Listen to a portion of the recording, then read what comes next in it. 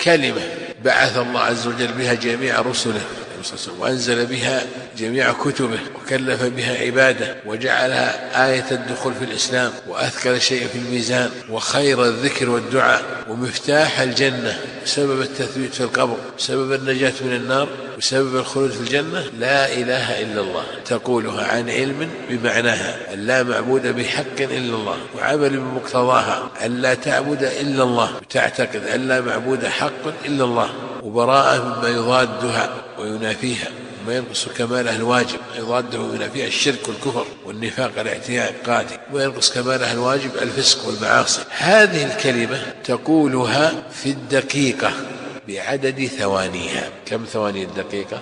60 على الأقل. ماذا لو اغتنمت فراغك بهذا؟ كم تقول مرة؟ مثال هذا تقول هذه الكلمة اللي يكون نفسه في خير ما قلت أنا والنبيون من قبلي لا إله إلا الله إنه لا شريك له ويخبر صلى الله عليه وسلم أن لا إله إلا الله مفتاح الجنة وأنها أثقل ما يوضع في الميزان وأنها ذكر ودعاء إلى غيره.